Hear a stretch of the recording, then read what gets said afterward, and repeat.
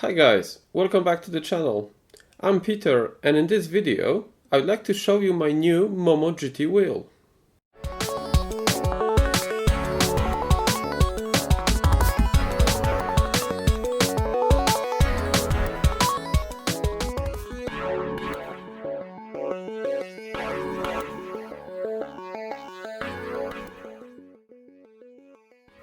First of all, the rim itself.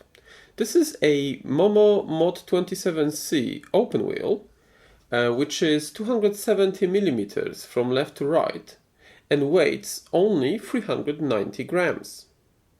I have drilled the 50.8 millimeters mounting pattern for the bolts using the drilling template I showed in one of the other videos, and I countersunk those screw holes a bit.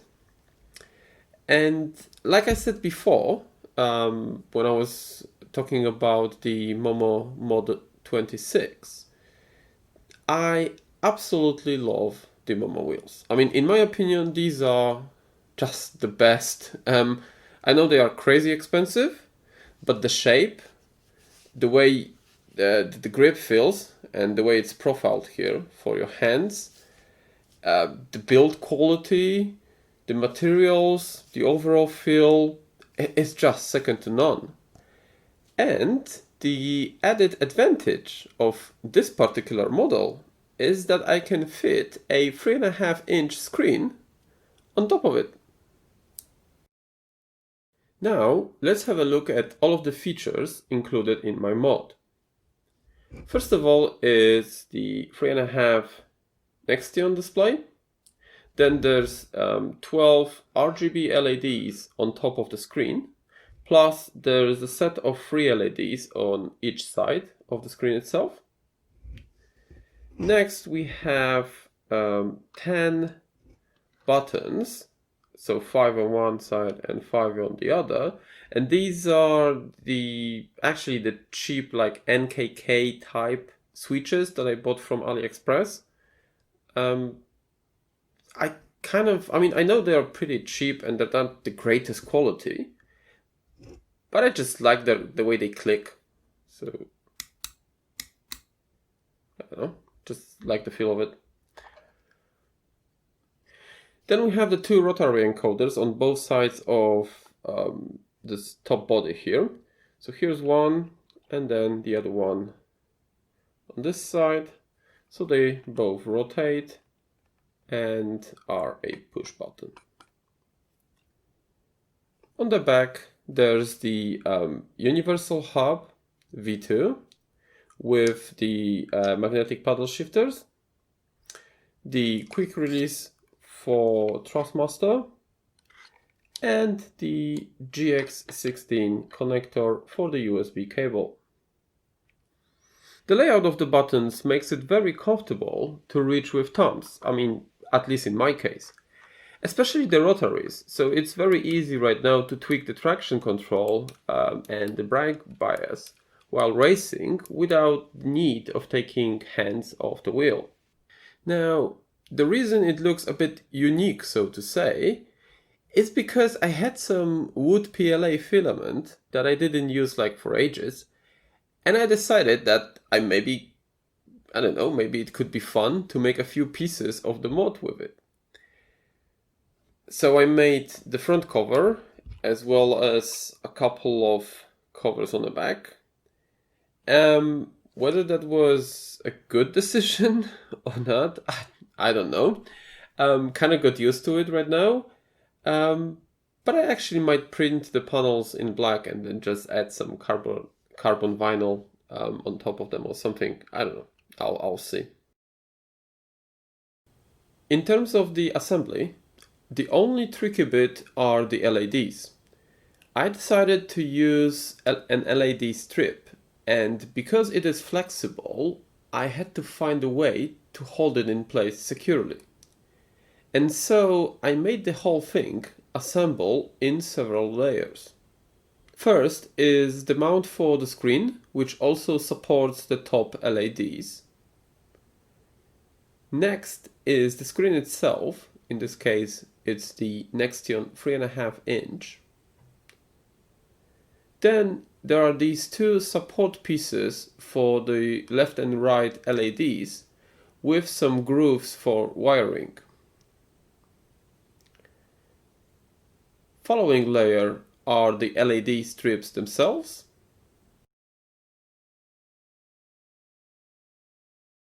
And finally, the top cover.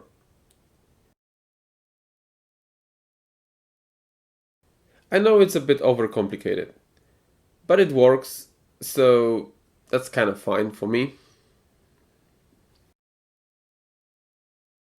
The wiring is very straightforward, but I didn't make a PCB, so it's pretty messy, I'm afraid. There's the 4 wires here for the rotary encoders. There's a data wire. I think this is data pin number 10. So this is for the LEDs. Then the Nextion screen goes to TX and RX pins on the Arduino Micro. We also have the ground and the 5-volt connected for the screen itself. And lastly, there is a 4x4 matrix for the buttons. Now, because multiple connections are required to single Arduino pin, I have cut a piece of the prototyping board that you can see in here, soldered in all the cables. As you can see, there's quite a lot of them, and then connected them with the wires that I have cut from resistors. So the first 4 kind of like chains of wires soldered here are the rows of the matrix. Another set is for the columns. And then I have the ground pins and the 5-volt pins. So for the 5-volt, there's only 2 extra wires here, because the 5-volt is only needed for the Nextion and the LEDs. The grounds are also required for the middle pin of the rotary encoders. And yeah, and then there's the button matrix. So that's it. Now, it definitely doesn't look pretty. I'm fully aware of it, but it just makes the whole assembly so much easier and less messy, really, even though it doesn't look so. And on top of that, it's just hidden inside the body, so I don't really have to look at it. So that's fine for me. Last thing though, if you were to do that, you have to make sure to isolate all of these open wires, and I'm using like a double-sided tape, foam tape that you just put on top of it, so it covers all the connections, and that just prevents any shorting of the wires.